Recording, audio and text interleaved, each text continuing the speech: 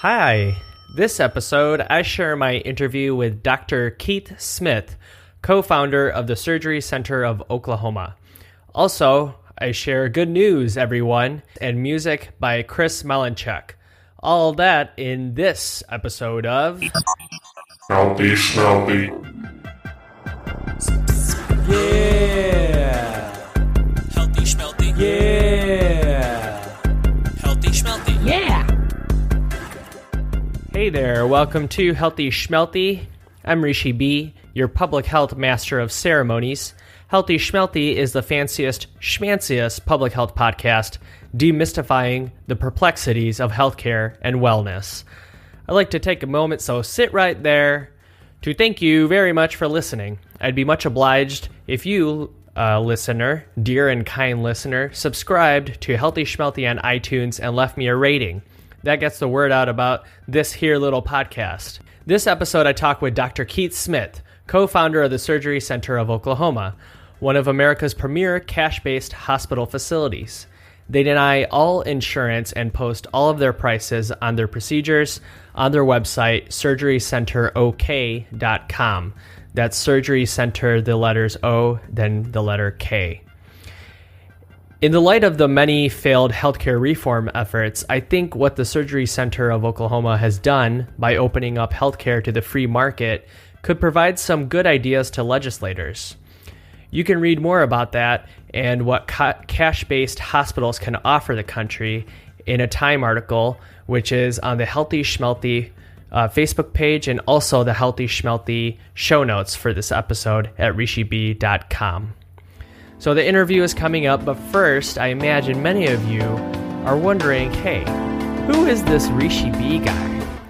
Well, how about we open up and get to know each other, huh? Oh yeah, let me tell you a little bit about myself and just give you a taste of the man behind the mic here. All right, ladies and gentlemen, but of course mostly ladies, it's time for full disclosure. Oh, yeah. Oh, yeah. First disclosure, I have a Master's of Public Health. Yeah. Next up, I work in the healthcare industry. Oh, yeah.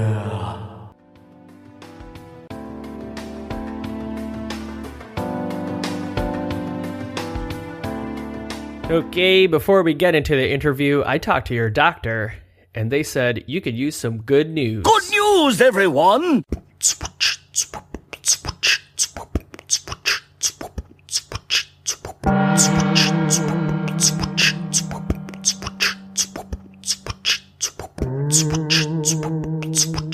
I recently read about some federal workers who received the Samuel J. Heyman Service to America Medal for the service they provided to the country by leveraging the resources of the government. So, for no particular reason whatsoever, wink wink, the following are 3 federal worker medal winners for the service they provided to America. First up, we have Flora M. Jordan from the Marine Corps Systems Command. After interviewing over 600 Marines and spending a week in the desert wearing their gear, Flora and a team of engineers developed armor vests that are as much as 45% lighter than their current gear. For context, current military body armor can weigh as much as 150 pounds. Flora Jordan's new body armor can be purchased next year and can help the Marines improve their mobility. Next up, Timothy Camus from the Treasury Inspector General for Tax Administration. Do you guys remember those spam calls who threatened they were part of the IRS, saying you had to pay back your taxes or face arrest? Hi, this is Melvin Betchick calling you from Tax Audit Department of Internal Revenue Services. The nature behind this voicemail is to make you aware that we have received some legal petition notice against your name concerning a tax evasion. Yeah, so that was by an underground group who ended up scamming $50 million, mostly from the elderly and immigrant taxpayers. Timothy Camus from the Treasury Inspector led a multi-agency effort to uncover the spammers and bring them to justice. Currently, 61 people have been caught both from the US and India, which is where the fraud originated from. And lastly here, once again, these are Samuel J. Heyman Service to America Medal winners. Lastly here, we have Philip A. Brooks and Byron Bunker from the EPA and Joshua H. Van Eaton from the Department of Justice. So earlier this year, you may have seen in the news that the German automaker Volkswagen was caught having cheated their way out of emission tests in order to sell vehicles that would have otherwise failed federal environmental standards. Volkswagen ended up paying $20 billion to settle lawsuits, and that was due to the work of Philip Brooks, Byron Bunker, and Joshua H. Van Eaton, who led the investigation into Volkswagen and brought them to penalty. So once again, these were all Samuel J. Heyman Service to America Medal winners. And that I got these names from an article which I've shared in the show notes for this episode, and you can see all the show notes at rishibi.com.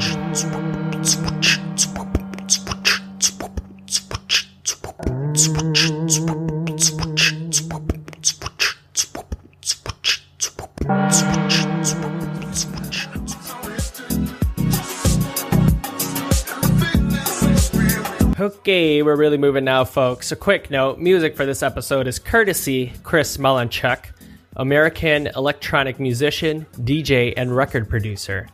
I heard him on the Sirius XM Chill channel, got hooked, and was grateful he gave me permission to play his music on this here little podcast. Look up his videos on YouTube. I have a link to his So Good To Me music video in the show notes for this episode. Okay, without further ado, here's my interview with Dr. Keith Smith, co-founder of the Cash-Based Surgery Center of Oklahoma.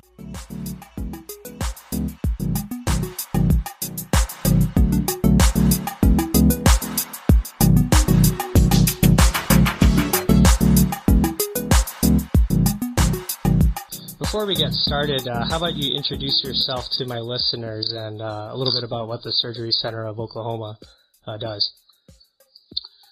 Okay, well, I'm Keith Smith. I'm an anesthesiologist. I've been in private practice since 1990. Really? And Dr. Steve Lonte and I both anesthesiologists, co-founded Surgery Center of Oklahoma in 1997. Okay. And have had our prices online now for 9 years.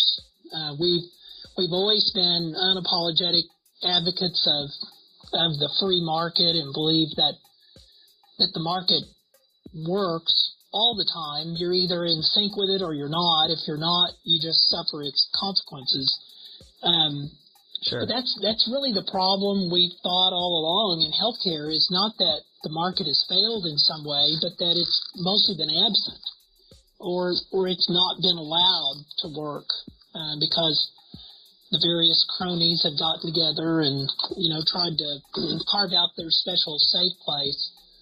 So they were insulated from competition. So sure. We've had our prices online now for 9 years, and it's given many patients the opportunity to avoid bankruptcy.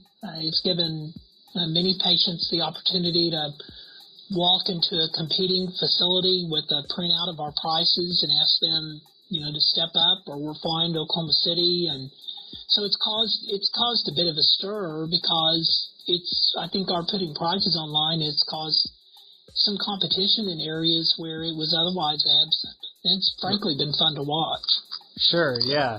And with healthcare reform being in the news now, I think this price and the cost has really been in the news a lot, but I don't know if a lot of hospitals and healthcare providers have been, let me put it this way, I'm not sure the work that's being done is really out there in the public, and so that really makes the work that you're doing with the Surgery Center of Oklahoma really great. So is it true that you refuse all insurance at all? Is that true? Yeah, we have no insurance contracts at all. We will file for a patient as a courtesy. Okay. But our prices are our prices. Life's too short, to deal with a party that is not interested in a mutually beneficial exchange. Sure. The relationship between the traditional buyer and seller of healthcare, the physicians or the facilities and the insurance companies is mostly adversarial. Now, the large hospitals and the large carriers work hand in hand, both working at just maximizing their revenue. Okay. But the relationship between physicians and insurance companies is largely adversarial, and the main reason for that is most physicians want to be paid fairly without a bunch of hassle, and insurance companies do not want to pay them fairly and profit from maximizing the hassle. So, my gosh, life's too short. Sure. So we just don't deal with them. Sure. Well, let's dive into that, because I think that would be really helpful, not only for myself, but for the listeners, especially as healthcare reform is being debated. So just to give a little example about what you're talking about, I saw in the video that's on the Surgery Center's website that there was a case of a patient who was there at the Surgery Center for hernia repair surgery, and at the hospital that he would traditionally go to, they were charging $15,000. However, at the SOC, it was around $3,000. So let's deep dive a little bit into what you were saying about that adversarial relationship between the insurance company and the hospital. Just based off your experience, not necessarily throwing anyone under the bus, unless you want to.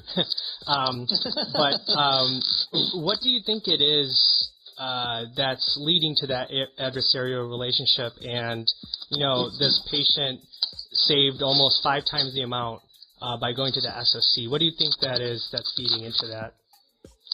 Well, and keep in mind, the insurance carrier probably would pay 4 to 5, if not 10 times the price to their hospital buddy than the price I have on my website.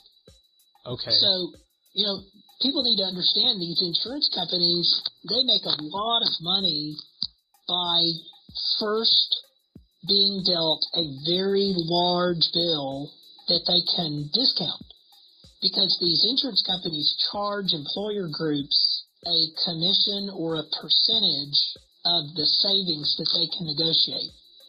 Okay. And that's why the insurance companies hate dealing with me. That's why none of them want to contract with me, because I will not provide them with the feedstock that they need to pull off this scam. I will not give them an initial outrageous price, the discounting of which they can charge someone.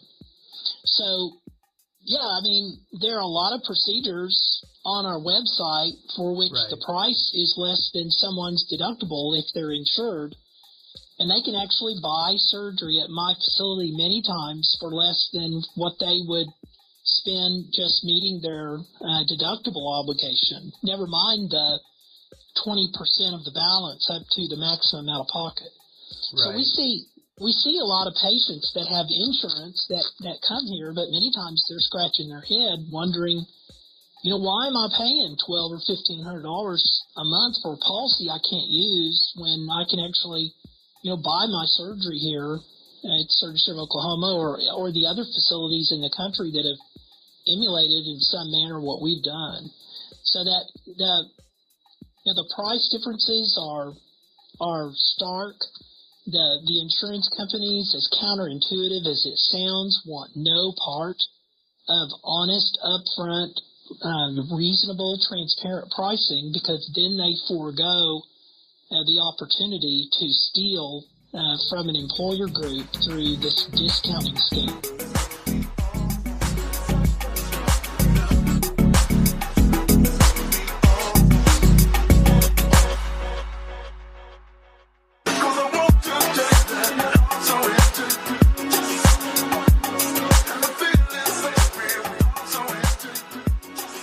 Would you say then a lot of this pricing, it sounds like you would say the higher pricing is coming just because they can,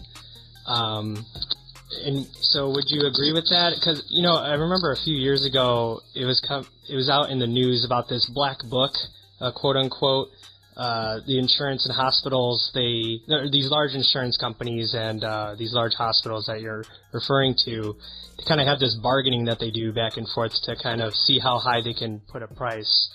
So would you say, is that a fair assessment, and is a lot of that money going into a few people's pockets, or would you agree with that?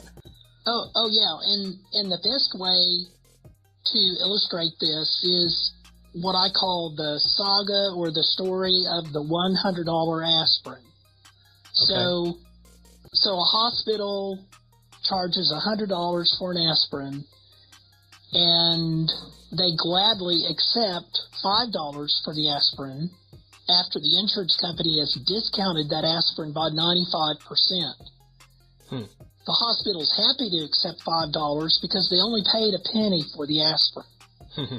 Writing off that $95 as a loss helps them maintain the fiction of their not-for-profit status. Right. That $95 loss also goes into a bucket called uncompensated care, which is the basis for the kickback generated to that hospital for these losses that all comes from Washington, D.C. So these hospitals are incentivized and inclined to start off with these gigantic charges that are completely fictitious. And then they can say they lost all this money, and that helps generate a bigger kickback to them to the extent that they claim these losses. The insurance company rides into the employer's office and says, we have this incredible power and presence in the marketplace. We were able to take this $100 bill and, discount it down to $5. Don't you know we've saved you $95? Well, the truth is, originally the aspirin was $50, but the insurance company wrote in to the hospital and said, can you do a brother a favor and double that? Because that doubles their opportunity to reprice this claim and double their commission on the false savings that are generated. Now, at the Surgery Center of Oklahoma, we give the aspirin away. And the big insurance companies hate that. They hate it because they are robbed of their opportunity to charge an employer group, a 28% commission on a false $95 savings that was generated from this repricing scam. So that kind of is a very simplified way of understanding why are the charges so high, why with the advent of these preferred provider organizations, the mission for which was to maintain quality and keep pricing under control. They failed miserably. I think anyone would agree on both parts of their mission. Sure. And PPOs, one hospital administrator recently told a friend of mine that he sees a PPO as an ATM machine for his hospital. So both parties, the payer, the insurance company, PPO, and the hospital both benefit from these gigantic bills and charges, and that's how it works. Okay. Let's take a step into the conceptual, healthcare conceptually, because I think we're headed there naturally. So I heard a lot in the videos that you have on your website. You talk about self-insured patients. Can you explain self-insured and other patients? There are a lot of employers. Most of them are 100 employees or more, but that's not altogether true. But most large employers, and many people don't know this, they have basically thumbed their nose at the insurance carriers. So if you have an employer that has 200 or 300 employees, there is a very high likelihood that the CEO and the CFO have all sat down with their stockholders, perhaps if they're publicly held, privately held, they'll do the same thing, and say, we are not going to pay Blue Cross, United, Cigna, Aetna we are not going to buy their insurance. It is too expensive. It is not a value. What else can we do? Well, one answer is, thanks to a federal law called ERISA, the employer can actually assume the risk of a health plan. And so what many employers have done, I mean, it's sort of a form of secession. They have walked away from the scam, and the employer basically pays for their employees' medical bills out of operational revenue. That's what self-funding means. Almost without exception, the employer buys a catastrophic safety net insurance policy that protects them against gigantic claims. But until that safety net is implemented, employers are actually writing checks, or they have hired an administrator to do that for them. But it's the employer's money, and it's just paying medical claims out of operational revenue. The reason this is significant, 80% of health claims paid in the United States that are not paid directly by government welfare programs like Medicare or Medicaid, 80% of those claims are paid by self-funded employers.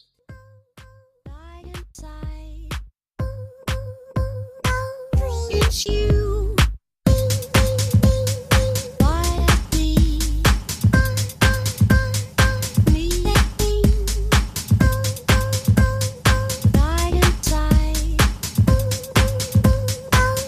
It's you that we, this feeling, together we share magic that we. Yeah, so on the website, I see a lot of reference that SOC is physician-owned. So is that why being physician-owned is important, that it's essentially anti-monopoly, like the large hospital? Well, by being physician-owned, we have cut out of the equation the most greedy and inefficient profit seeker from healthcare, and that's the so-called not-for-profit hospital. Okay. So we are not, well, if you look at an average medical claim for surgery at a big hospital, the gigantic portion of that is money going to the hospital. There is not a lot of that in terms of a percentage that's going to the physicians who are doing the work. So what we've done is what a lot of people would refer to as disintermediation of the whole system. So why don't you take us back to the beginning? So you mentioned that the prices for your procedures at the SOC are on the website, and that was around 2009, I think you said, or 2008. But you started the hospital in 1997. So what was the road in getting the prices public and available?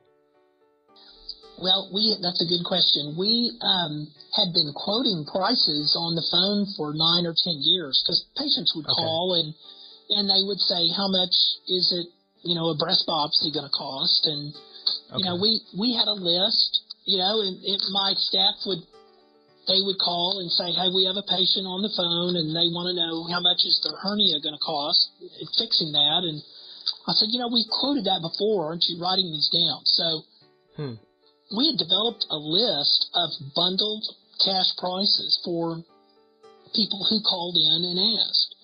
Okay. Well, that was really handy and was the first place I went to when we decided to put the prices online. What led us to put the prices online was that we had been attacked by the big hospitals, by the big insurance companies, and their crony pals in the legislature. And they tried to hamstring us or put us out of business numerous times. Almost without exception, every one of those attempts backfired.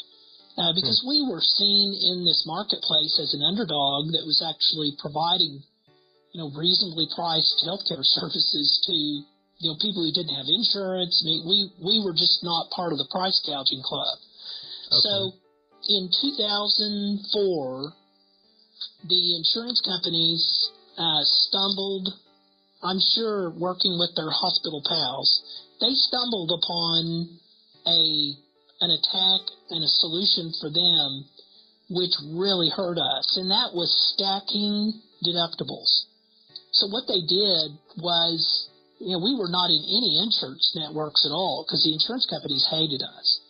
So what they did was they basically rigged the game so that a patient had to meet their in and out of network deductible before they could receive any sort of benefit from their insurance policy. Well, that made coming to our facility financially just not feasible for almost anybody that had insurance. So it really hurt us. I mean, our case volume dropped by about half.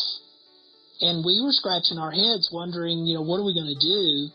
And we knew our prices were more reasonable than anybody in this region, possibly better than anybody in the country. We knew our quality was second to none. And, in a normal market economy, if you're cheaper and better than everybody else, you ought to have a line out the door. Right. And we were empty. I mean, they were killing us. So my first thought was, well, I understand self-funding. We were self-funded at that time, and I thought I do a lot of pediatric anesthesia. I've probably put all the children to sleep for surgery of every person in this town who owns a company that's self-funded. I ought to go to them and say, how much are you paying for gallbladder surgeries or knee surgeries for your employees? And then I thought, no, they're not going to be interested in divulging any of that to me, giving me the opportunity to beat it. So I thought, well, I've got this list.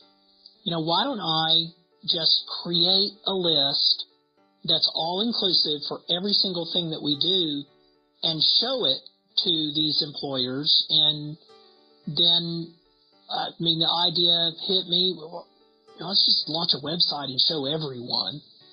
And so we launched the website, with the it was almost a last act of defiance.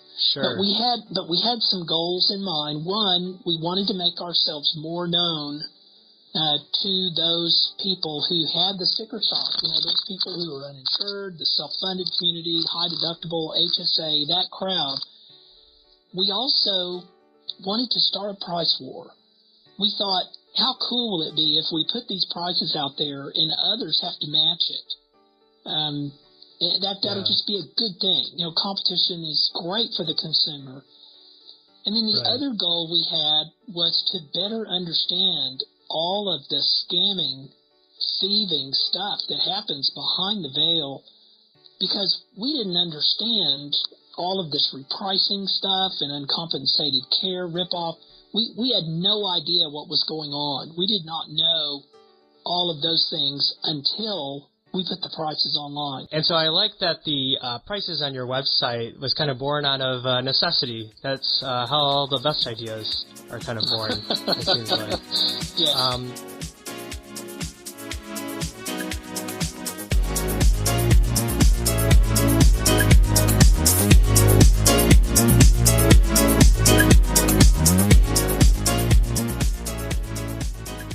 All right, hope everyone's enjoying this episode. A quick reminder, all Healthy Schmelthy episodes are on YouTube, SoundCloud, and can be downloaded from my website, rishibee.com. That's RISHIBEE.com. Also on rishibee.com, you'll find links to articles on topics discussed throughout this episode. Those are all under the show notes of each episode. Once again, that's rishibee.com. If you have any comments or episode ideas, suggestions, feel free to write in at therishibee@gmail.com or comment at Twitter at rishibeeh. And you can also like and comment via the Healthy Schmelthy Facebook page. Thank you very much for subscribing on iTunes and leaving me a review. That helps get the word out about the podcast. And make sure you follow Healthy Schmelthy on one of the podcast catcher apps. That makes listening to podcasts super, super duper duper easy. Some apps are Pocket Casts or Stitcher, or for you Apple folks, there's the Apple Podcasts app. All right, fine. I'll stop interrupting you now. Let's get back to Dr. Keith Smith of the Surgery Center of Oklahoma.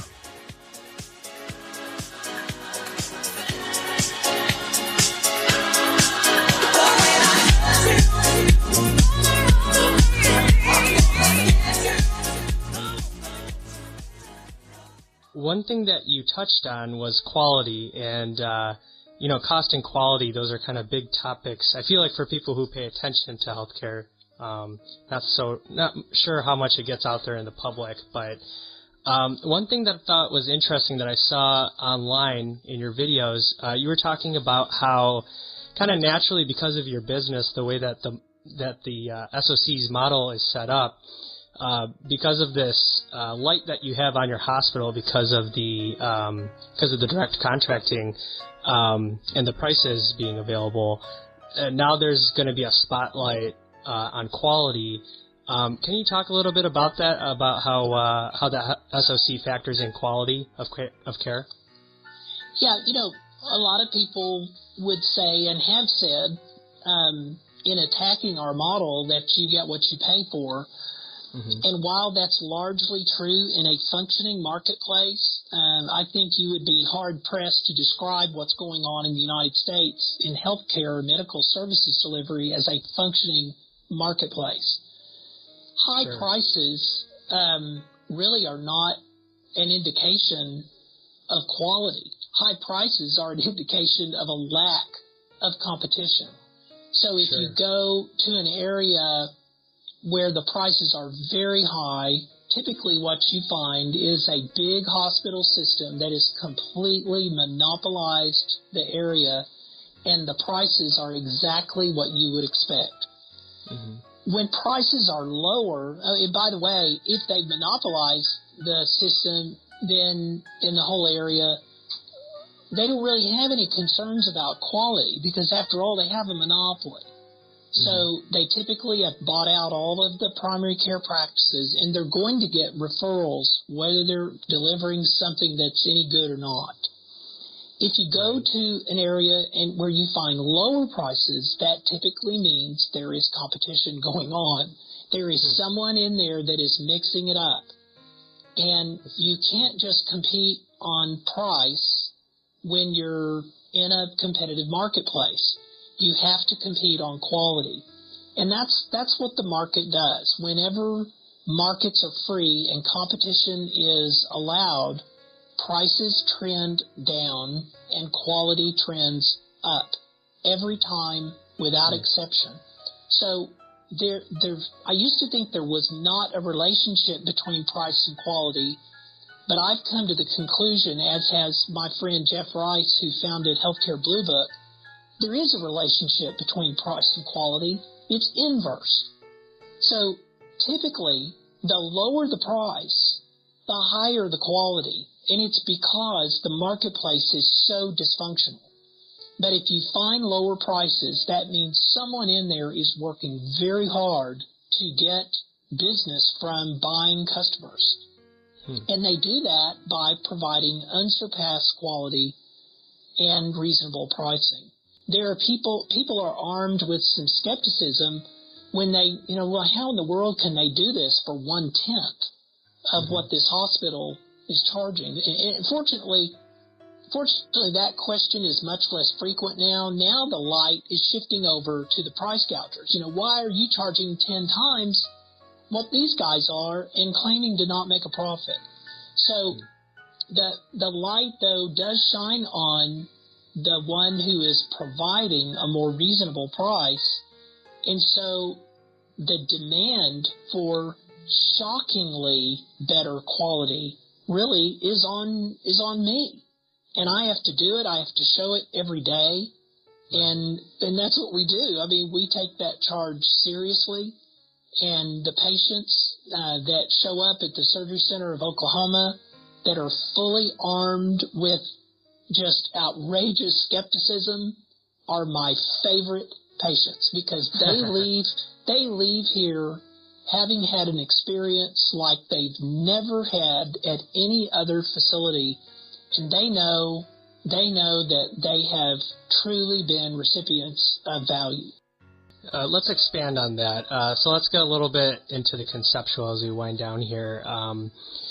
Healthcare reform is a really hot topic right now.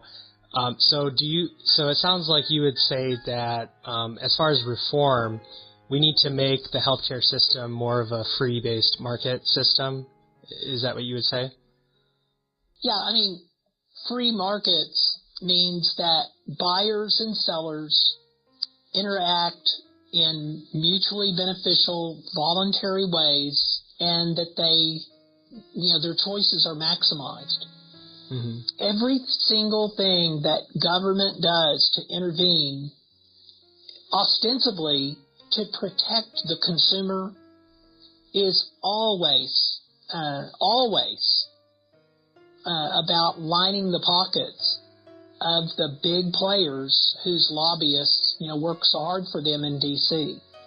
So free markets are what naturally exists between cooperating individuals. Healthcare reform is easy.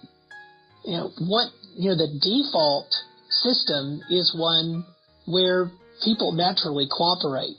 What we have is the result of every single awful thing that has come out of Washington, D.C., and there are also state, and local interventions, too, that benefit the big boys. Mm-hmm. But it's really easy. I mean, you just start repealing everything. You start repealing every single thing that they have done and allow the market to work. So, I think a concern that would come up is what about the poorest and the sickest? So wouldn't we need some kind of safety net like Medicaid or something like that to pick those people up if the free market doesn't allow them to get the care that they need? Well, I mean, we're all poor at current pricing in the United States in medical care. Sure. Right? I mean, who can afford a $150,000 hip replacement? That's a fair point. And there will always be poor amongst us.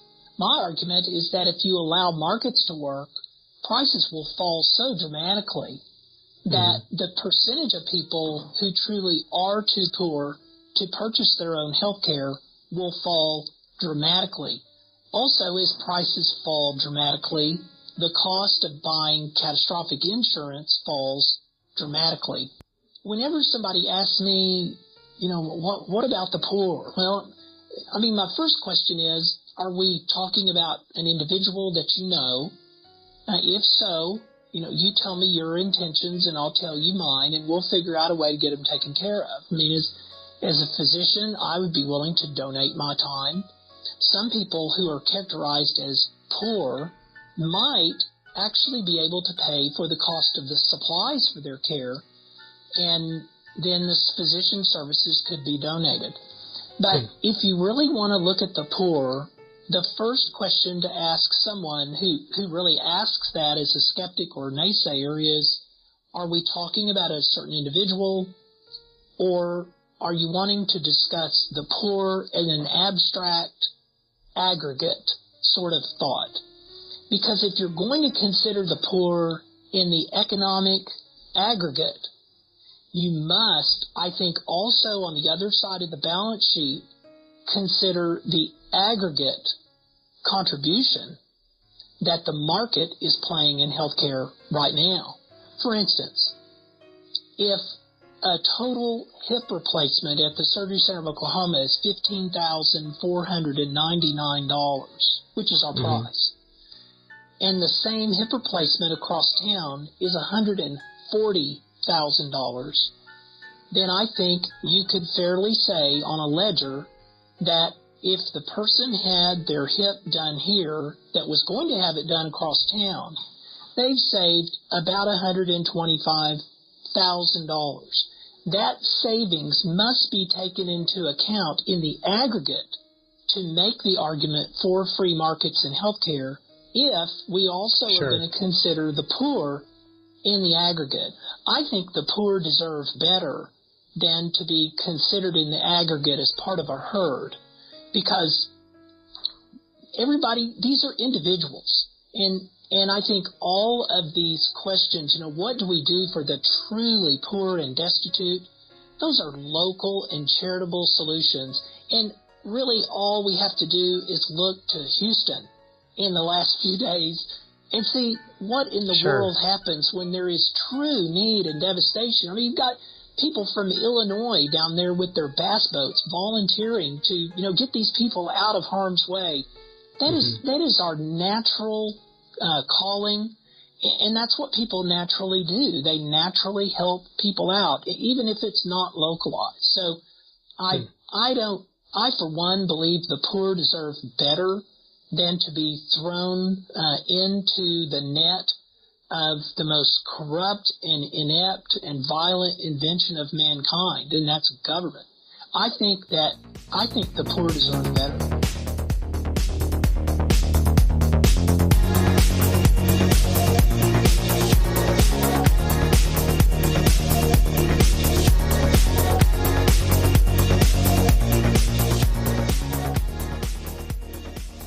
All right, thanks everyone for listening. Thank you, Keith Smith, for joining the podcast, and numerous thanks to Chris Melanchek for the music. If you dig Chris Melanchek, listener, make sure to find him on YouTube, Facebook, Twitter, and Spotify. But before we go, some shout-outs to friends of the show.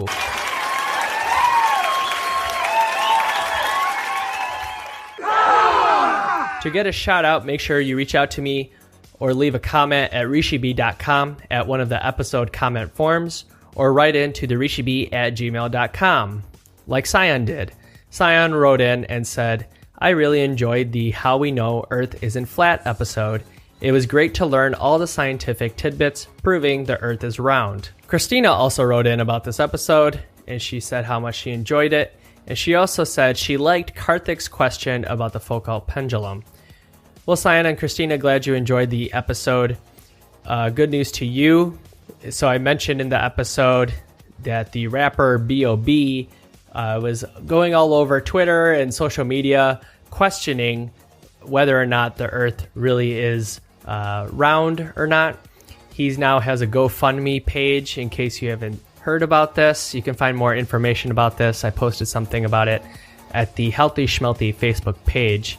But he now has a GoFundMe, and he's asking people to help him by donating some money so that he can send satellites to space, which is kind of interesting because he's asking for about $250,000.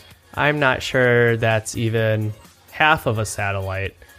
But hey, good luck to you, B.O.B. I would recommend that you save your money, give everyone back their money that they've donated you, and listen to the How We Know Earth Isn't Flat episode, and just rely on making good music to make some money. But hey, that's just my opinion. Another shout out goes out to Brian, who I recorded the Flat Earth episode with. He asked me, how did I get the CEO of Squatty Potty on the podcast? Well, Brian, the simple answer is I asked. My lovely wife, Banafsa, also wrote in, and she wrote in about the Squatty Potty episode where I interviewed the CEO, Bobby Edwards, and she says, good job, Rishi B, making poop interesting. Now I'm waiting for us to get a Squatty Potty. Yeah, you know what? She's right. Let's go get that Squatty Potty for a cleaner flush. Friend of the show, Aditya, wrote in about the Harry Potter book club episode. And that was episode 1, where my sister-in-law Simone and my cousin Dablina and I discussed Harry Potter 1 and 2, the books. Aditya said, great discussion. I remember waiting in line for those books. Glad you liked it, Aditya, and everyone, and in particular Aditya, make sure you stay tuned in. Our book club episode about books 3, 4, and 5 is coming up soon. Okay, those are all the shout-outs for now. You can write in at therishibi@gmail.com, send me messages at the Healthy Schmelthy Facebook page, or find the comment form for each episode at rishibi.com, where you can also find show notes for each episode. Okay, listener, thank you very much for your listening. And all right, that's a wrap.